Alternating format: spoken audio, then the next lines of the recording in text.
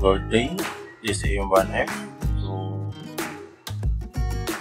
hindi mo na kung saan pa-create o pagbuhat sa portable na flash drive.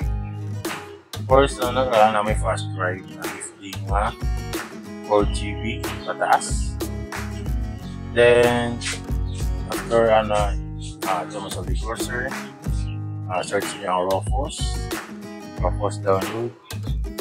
Then, i-download nyo ang Rufus.exe na lang ng standard.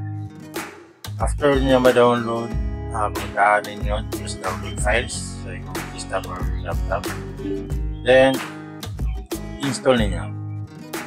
After nyo ma-install, kanang device is kung nakasaksak na inyong FD sa laptop or desktop, automatic na siya i-detect. Then, after na sa boot selection, pasagdi na yung default. Ang sunod nyo bahaton is ang sa right side sa boot selection is na i-select niya and i-download. Nang na-drop down, so i-select na itong drop down, then click yung download. After ng download, bawas na siya ang mga selection, mga option. Una is Windows. Atong install is version 10 lang na kuha, Windows 10. After is ang release is pasagin na yung default. After niya sa release is ang edition. So, ang default ng Japan. Then sunod is ang language. Ang default ng Japan.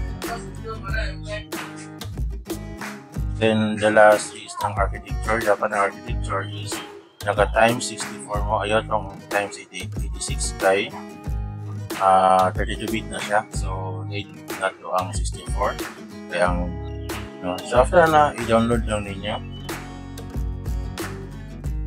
After ma-download,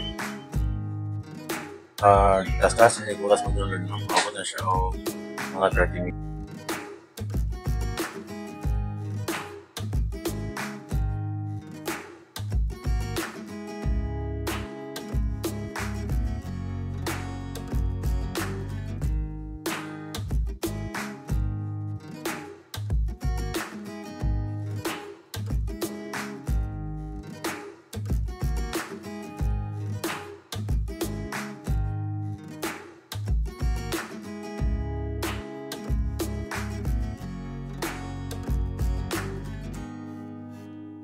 It's pag-download.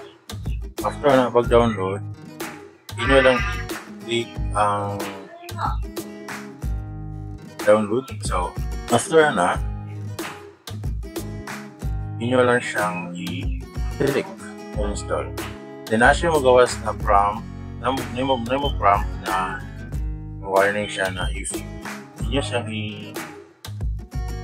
kung yung FD is buhaton yung portable, ang tanang sulod yung FD is ma-format ko siya, mawala tanan files.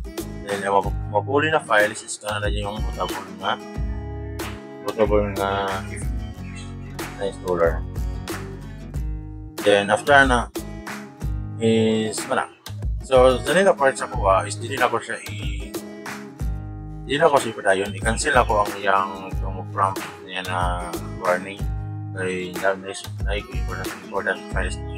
important files niya. So, ang ko sa inyo is i-click ang OK, then hulatin ninyo mahuman. So, after na, gawas, mo na siya na mo proper na finish. Pag mo na proper finish, it means na siya, pwede na sila mag-turn na portable para pang format sa PC or desktop. So, kailangan tanan makabuhat o at tanan grupo makabuhat o portable na flash drive kay plus points siya kung na sa Counter Strike. Okay? Thank you.